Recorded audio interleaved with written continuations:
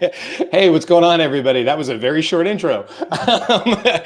This is the Daily AI Show, coming to you live every day at 10 a.m. Eastern. That threw me off. Today is November 26th, 2024, and yeah, this is the Daily AI Show. See, I'm completely backwards now, Beth, because that came in so quick. With us, we have Andy, Beth, and I'm Brian. I think we'll also have Jyunmi here in a bit.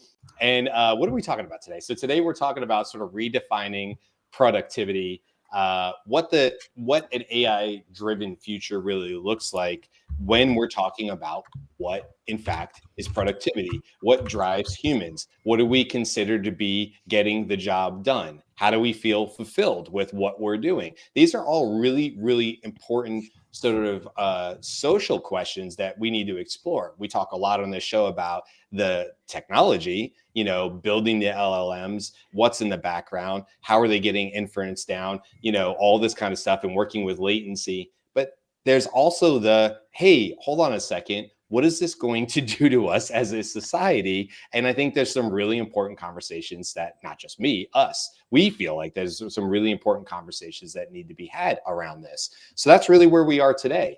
Like, what happens when we move beyond simple automation? Because the writing's on the wall, we can see where this is going. Lots to talk about agents. We talk a lot about on the show. We have some predictions of what we think are going to happen in 2025 and probably quickly beyond that. So if we do get past simple automations, if AI really does start taking over some of our bigger human tasks that are not just one-offs or sit down at a computer and shoot an email, but maybe a day's worth of stuff, how do we react as humans? How do we react as a society? Are we going to change the definition of what fulfills us? These are all the questions for today.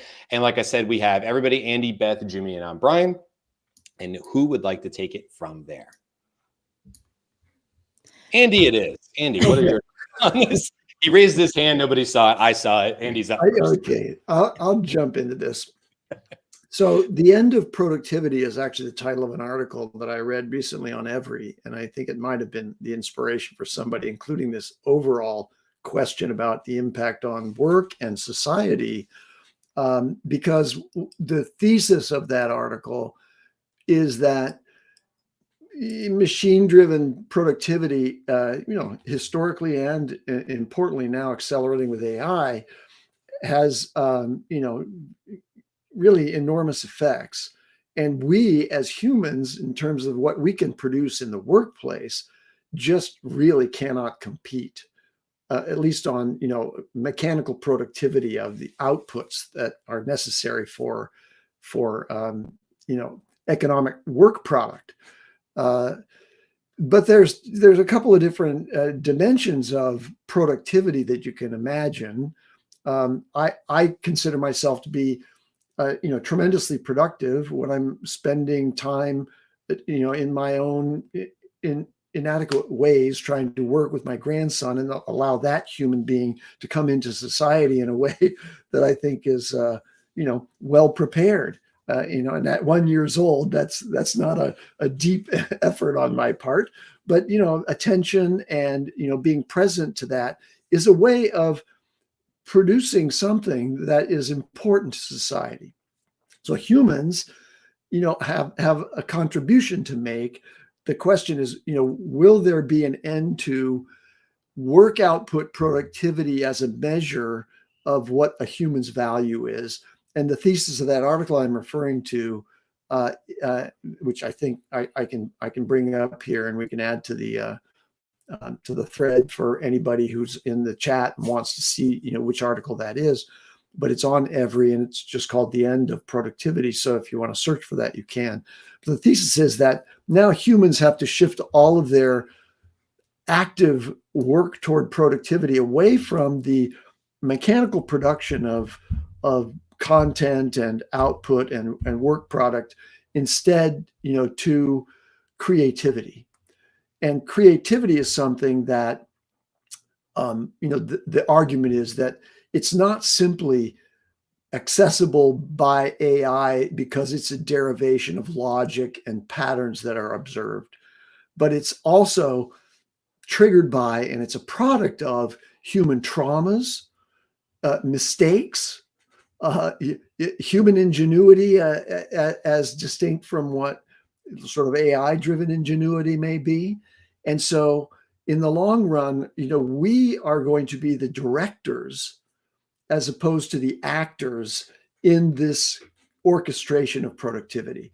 And I think that analogy with what a director is, like a lot of directors come from being actors, but there are other directors and I'm talking about movie and film and creative production like that. The director has a vision for what is going to be done and is providing direction to the actor, whose skills in reproducing over and over again for take after take after take an emotion or a presentation of information and context for the advancement of the narrative, which is now by analogy what we're trying to advance as society. That action of the director calling action and having the AIs and the humans now perform, we're moving away from performance as a measure of productivity to insights and creativity as a measure of our contributions to the advancement of society. Okay, is that a good entree to the? It is. I feel like I just fell in a trap myself, because I'll tell you what I was going to say. And then as I was listening to you, I was like, oh, you know what? No, Andy is not saying this, but I want to share, because I was going to say, oh, in a very simplistic term, as I was listening to you, you cook in your kitchen today versus 100 years ago, right? And you, for lack of a better term, I was going to say direct how the meal is prepared, but you use tools like a modern day oven that are going to preset the temperature and stuff like that. But I think that's overly simplistic for this conversation, because while that's true, and that is a good example of where we used to be as a society, excuse me, and now where we have modern day tools, the difference is, as of right now, the oven doesn't have AI in it. And I think your point is really valid, Andy, which is, yeah, no, that's a trap. What I just did, which is think of something that existed in the past and try to apply it the same way and go, oh, it's like cooking. No, it's like what you just said. And what we have to think is bigger, because it is more like directing other humans. So maybe it's not, I have a really intelligent oven that's not going to burn my food. And I have this mixer that means I don't have to manually crush and mix, and I have grinders and I have all these tools. No. I have a whole kitchen of highly intelligent, specialized people, and I'm going to direct them like an orchestra and ensure that what we get out the other side is new, beautiful creations, new insights into culinary, yada, yada, yadas. So anyway, I just want to call that out, because I think it's a trap. It's so easy to think of, oh, this is what it was 100 years ago, and AI is like this today. And then you go, yeah, but no. We're talking about human intelligence. And that drastically changes the conversation from, I have a smarter oven, to, I have a million humans I can deploy on this, like that. Well, okay, so I'm gonna jump on that and sort of go with both of you, because I think one of that surfaces for me one of the things that people are very afraid about with AI, which is, what are we losing in terms of our personal judgments? So 100 years ago, you were tasting whatever you were cooking the whole time. And if you're in a restaurant kitchen, one of the things that you often notice is that the chef, right, the person who's like really responsible for how things get presented and taste, they're also tasting things all the time. We are now in a place where people can read the instructions on the box, follow them, put it down to eat without tasting. And I grew up with a mother like that. I will say, my siblings all cook really well. I am a box reader because I don't really care. So, but that is one of the things, and one of the questions that people ask, as we have systems that can automate and do things for us, are we losing something in the process? And what this article was about, and this sort of challenge, is we're being asked to focus on the human doing the thing that has the most impact, but we're not great at measuring what those are or impact in general, right? Like I don't know. I feel like it's a lot of pass fail, right? As opposed to like, I want to do this again, I don't want to do this again. That was cool, that was helpful, that was whatever, but we don't really have like, this was really impactful. What was? Like, let's go back and look at those sorts of things. I think this is a really interesting conversation. Curious. So Brian and I are box readers. Yeah. Listen, I know. Well, okay. Let's go to Jyunmi. All right. Then I will tell you about my Thanksgiving So later. keeping with the cooking analogy, I love to cook. I like the ability to. The analytical side of my mind likes to work with all the ingredients, and with the right kind of combination, you can create deliciousness, right? I think how that relates to the conversation is, I don't think I agree, Beth, that we have lost the or it is not encouraged to review. It's not encouraged to draw out from from our results and things like that. But I think that's a symptom of how from the, we'll call it, efficiencies of the last, it's like 70 years now, the last few decades, where that's what it's all been about, right? It's been about this core set of metrics is how we evaluate everything, and that's what's important, right? And everything's built around that. What I think we can draw from this end of productivity idea is, ideally, in the most ideal situation, everyone will be empowered enough to be able to do the things that they're passionate about, right? I don't want to work for someone. I don't want a job. I want a passion, right? I want something where I can pour in all of my time, energy, creativity, and gain value from doing that. Now, there'll be different things for different people, sure, and I'm sure there are people out there who love to work the spreadsheet, who love to work the numbers, and that's what they'll be passionate about. I'm more passionate about more creative things. I like living in the virtual worlds that I create in my head, those kinds of things, right? Those narratives, those stories. And those are the things that I'm really passionate about. So if a passionate person is working on what their calling is, or what really connects with them or resonates with them, that's a different kind of productivity. You're going to see, those expansions of those fields because people love it, right? I think a lot of the systems we have today are built around putting people into a box so that they produce a widget or produce a number, and they want that standardized and just make as many of those as possible. And I don't think that's an efficient way to grow or to make use of human productivity or human creativity. All right. We are so divergent as a species. We're all individuals, individual wills and things like that. And I think it's those kinds of things that we should really focus on. And if everyone could, and this is where the soapbox comes in a little bit, and if everyone didn't have to worry about the day-to-day necessities of the modern world, then we could jump off on that. And there's a possibility there for AI. There's a possibility there to take care of the mundane so that we can be more human. I'll leave it there.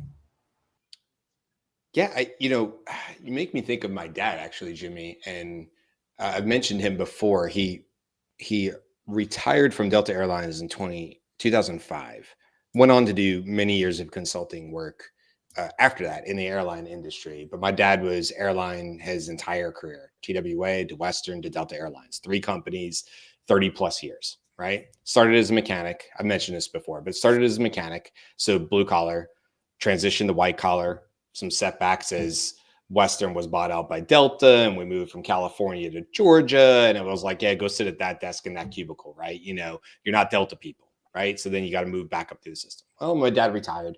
He was the vice president of worldwide maintenance for Delta Airlines, or a title similar to that.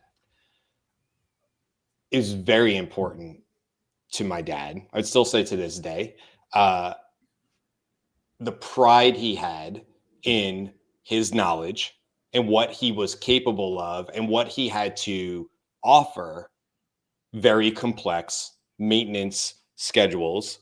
As you can imagine, the complexities of running a maintenance hangar, of multiple hangars in Atlanta, as well as other cities and things like that were part of his job.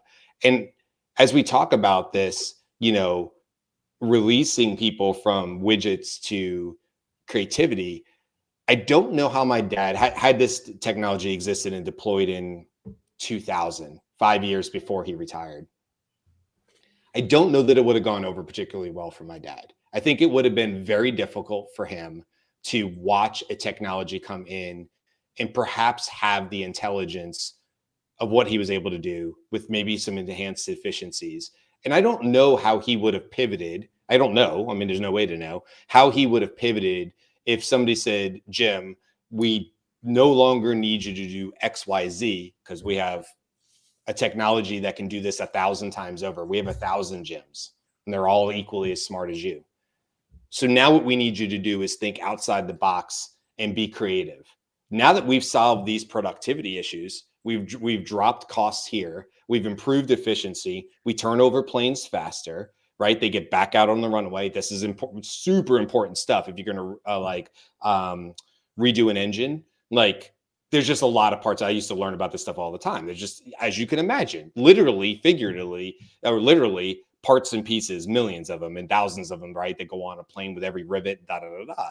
So then they said, hey, Jim, we don't need you to figure this part out. By the way, you've gotten 30 years worth of experience of figuring this out. That's kind of handled. So now what we're paying you for is your intuition, your knowledge base, and thinking creatively outside the box of what the AI can do.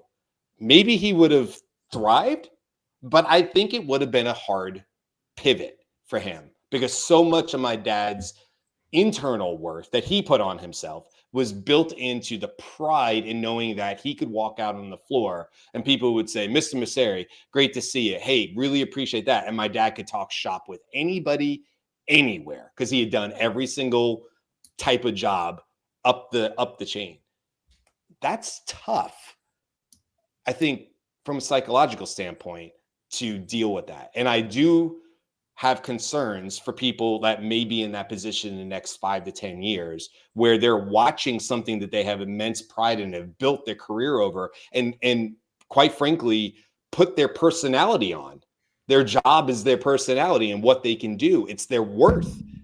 And you strip that from somebody and say, we still see you as valuable, but now you have to redefine what's valuable to you, what makes you worthwhile. I think that would have been the difficult part. Is my dad or anybody like him would have had to have reevaluated for himself what makes him worthwhile as a human.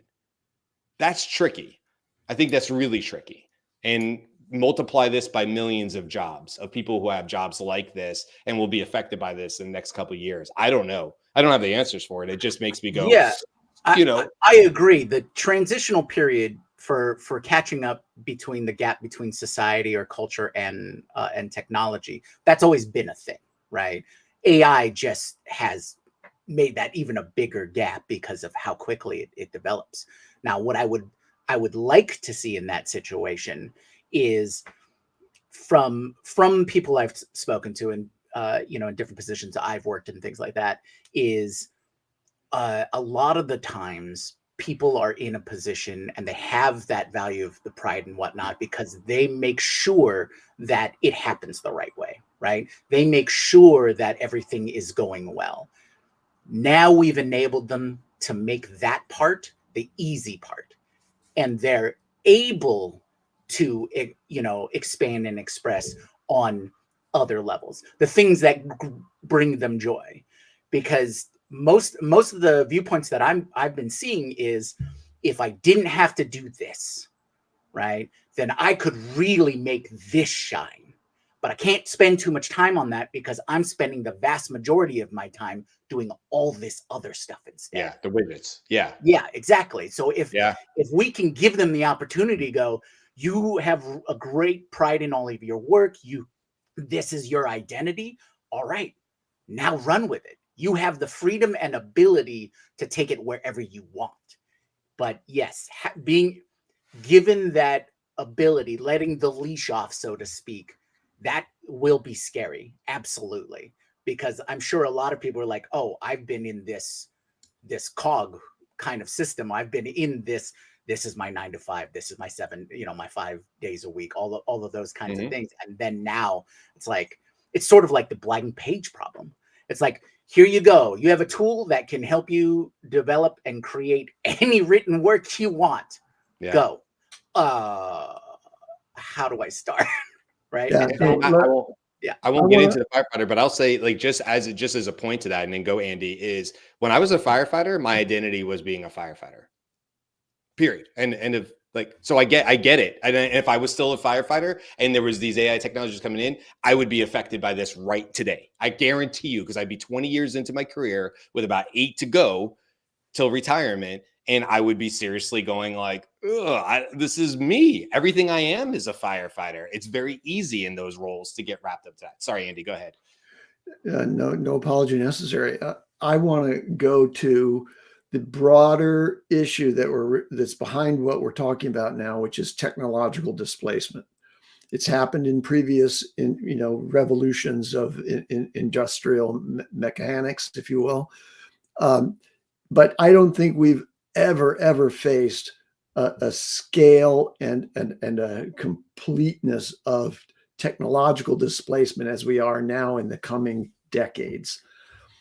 So then the fundamental question is there, as we have in the short term, this displacement of the drudgery work that we have to do that allows us to be more creative and actually may introduce a human input to the development of increased overall productivity of society? Do we ultimately face the displacement of even human ingenuity and creativity as a result of the capabilities that are enabled by AI? And let me just paint a picture for you. There's some discussion now about the combination of robotics and AIs in simulated environments, including the ability to simulate humans in massive numbers in environments. And there's a concept called the world engine. NVIDIA actually has a product that's designed to do this at the sort of the manufacturing scale right now. But the researchers behind it are thinking about creating a world, an environment in which robotic AI can practice what it means to be active in the three-dimensional physical world. And so that they arrive through millions of iterations in the simulated world, in the world engine, they arrive at deep experience,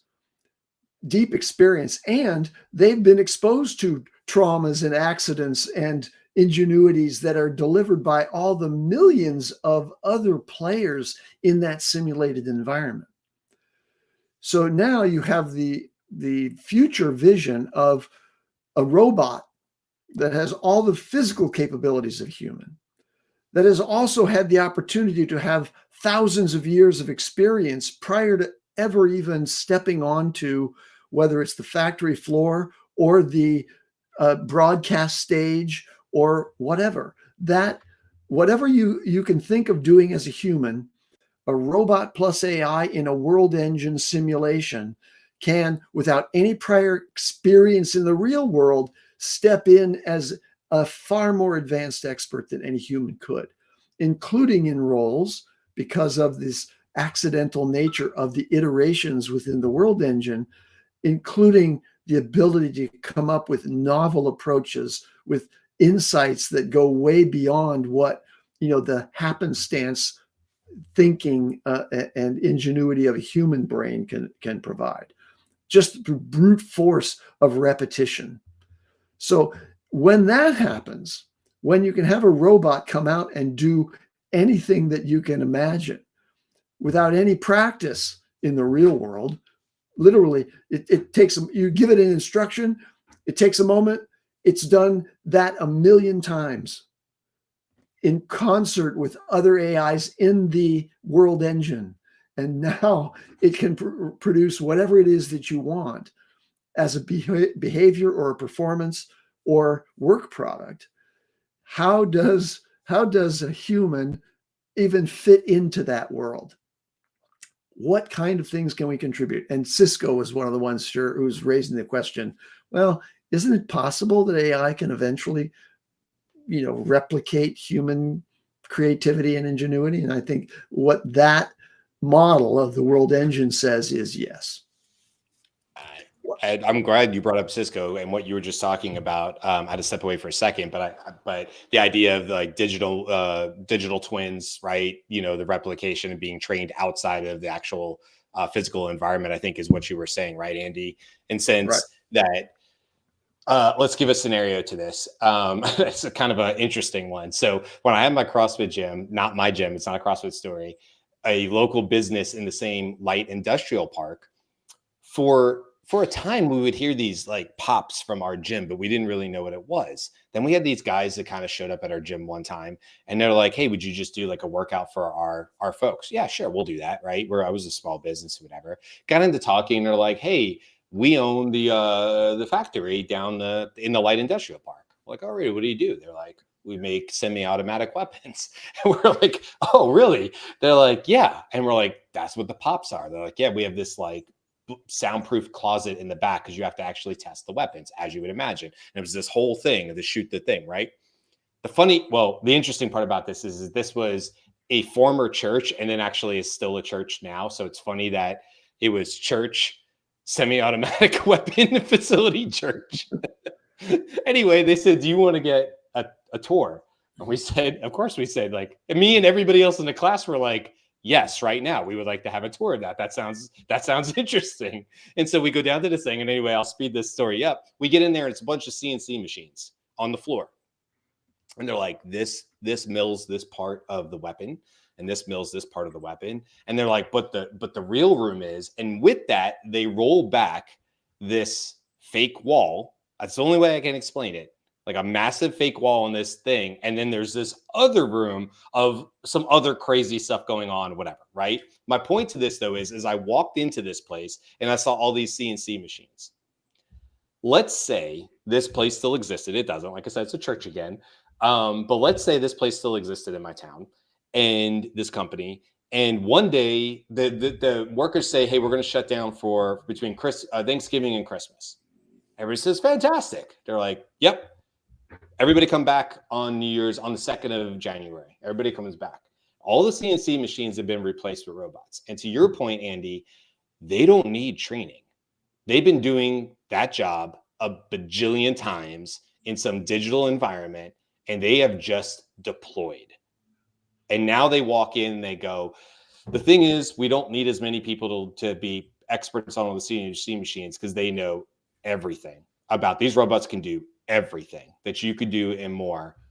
We only need 5 of you to kind of overlook the process and have a general understanding of when things might break down and where to go into it. And the rest of you, unfortunately, are out of a job because these robots are more than capable. And I think we're going to see these kind of overnight disruptions quite often because once these Kumba arms, if you guys don't know what a Kumba arm is, that's a very popular robot. If you're into like, not Harry Potter, but Orlando rides. There is I forget which ride it is. It's one of the Harry Potter rides. And the whole seating that you're in goes this way and goes this way. Well, behind that, if you turn on the lights, it's this big robotic Kumba arm. And this Kumba arm takes you and all the people sitting in your seats for the ride. And through the magic of making a ride, moves you through all the spaces and digital screens this way and animatronics that way, whatever. You deploy a bunch of these Kumba arms that can move in 360 degrees of rotation and motion and are all now smarter than anything. And to Cisco's point about, we baked in the intuition, because what are we saying? While we were also training it in the digital world, we also gave it all the best information of all the different variances and scenarios that might happen, which is essentially, I have a hunch, or I have an intuition about this, is just 30 years of experience in a lot of cases. I give the examples of the firefighter chiefs that I used to work with. 30 years of experience on how to handle this fire. What happens when we deploy this overnight on factory floors? And what do you do with the people? And then for the people who are left, how do you, like my dad, how do you work through that? that you're no longer necessary in that fashion.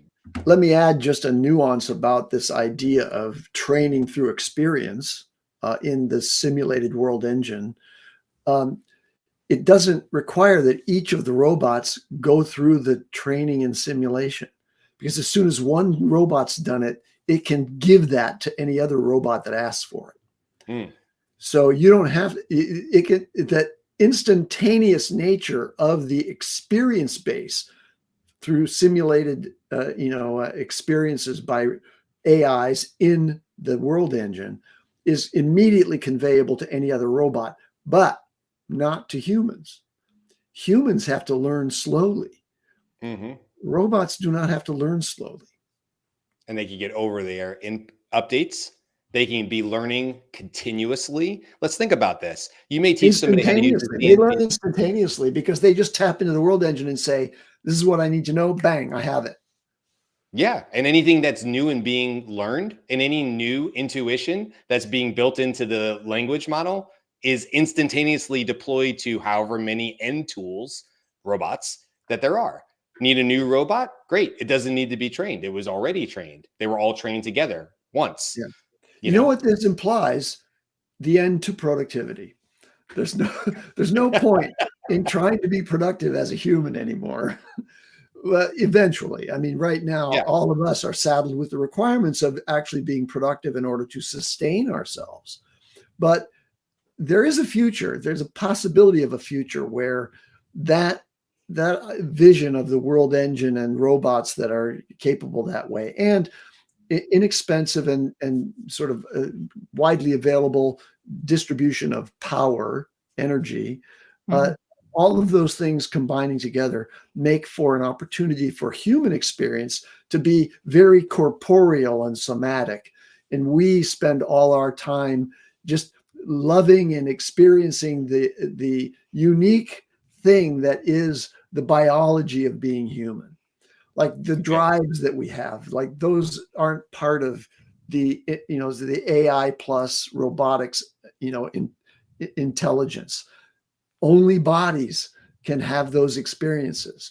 And so we focus on those things supported by the infrastructure that is created by the emergence of this robotics plus AI world. I need an AI that just we just got to make sure that they don't have will, and then we're good. Right? We're safe, because if they can learn better than us and faster than us, safe. You did it. You fixed it, Jimmy.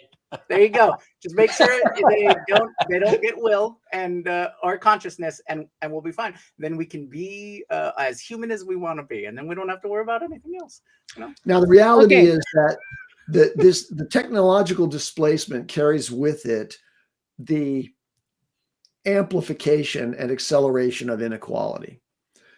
So there's going to be certain humans who are the primary beneficiaries of the economic value of this translation from human workers as the generators of output to the owned capital assets of robots plus AI, and that's going to create a huge inequality. And there we have to deal with, okay, what about all the disgruntled humans now that exist out there? And will they start to do something creative that humans alone do, which is just rampant destruction? That's a kind of creativity. Okay, I'm going to do something innovative here. I'm going to destroy all your stuff, right? Because entropy. I can destroy a lot more readily than can be created. But robots are very, very skillful at eliminating humans, let's say, in that future scenario. So it's dystopian, I know, but wow, there's the problem of inequality and technological displacement are things that we really have to wrestle with as societies. And I don't see in the current trends, I don't see that being something that's top of mind for the people who are at the pinnacle of power and wealth. I don't see that being Okay. Well, I got a little bit of a pushback on that because it is cheaper, easier, and safer for those who are at the top there to just implement systems that will placate and control those potential issues, right? It's cheaper to give everybody $1,000 of UBI each month, from the increased productivity of your robot AI in all of the workspaces than it is to, okay, well, now we have to create a military force to handle the eventual combat and potential riots. Well, but that military force is just easily convertible from the same kind of robotic systems that, I mean, how can humans really stand up against metal? That's the problem. Well, our body. I more look at it like, okay, take for example how the current intelligence agencies do information gathering and conversion, right? They will use the carrot more than the stick, because the stick doesn't get you the results you want. Only the results, they won't give you the results you need, only what they think you want, right? That's why it's not effective. But a carrot, it's like, oh, well, we'll just hook you up, we'll give you a nice house, we'll bring all your family over, you'll have a good job, you'll get paid, your life will be cushy. Okay, then that's all incentive. So this is where my thinking comes from, right? It's easier and you have far more control if you just make everybody comfortable. Okay, I'll accept your premise. And now I'll ask the question: why is it that there are incentives built into our industrial societies to maintain growth by increasing population? When we make this transition to the visionary future of the world engine with robots and AI, there's no need for more population, more human population. And so there will be incentives to reduce the burden of maintaining human life. And that's where I think the balance tips against us. I can see that. No, wait, because okay, please, there Beth, are a couple pieces that we're leaving out here, and yes, I would love to shift this a little bit so that like, stick with us, everybody. We're not nihilistic all the time, maybe, is what I want to say. Okay, good. First of all, who are you building the productivity for if no one can engage with it, right? Like, we're a capitalistic society, and therefore you do actually have to make sure that the people who purchase your stuff have the ability to purchase your stuff. Otherwise, you've innovated yourself out of business. And the second piece, I think, is so we did a show a while ago on, like, how would you create an Oscar-winning movie with 3 people and AI?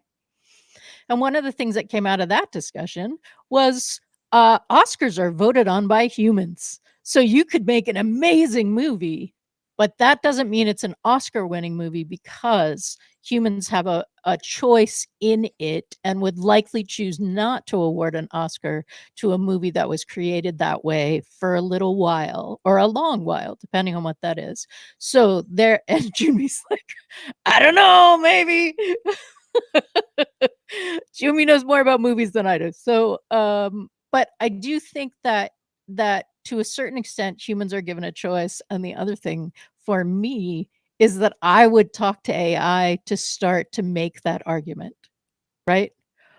because I think AI would help me create the language needed to start to make the arguments about why in this massive change you don't want to disrupt this much humanity,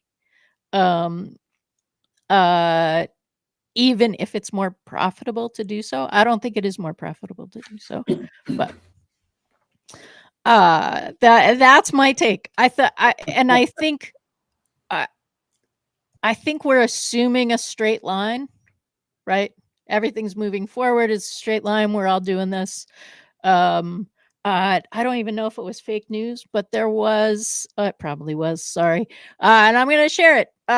There was a story, again, like what is time in AI, but there was a story a bunch of months ago about a robot being in, I think, a place where they move things from one place to the other, right? Like some kind of a warehouse. And after a couple hours, the story is that it unplugged itself.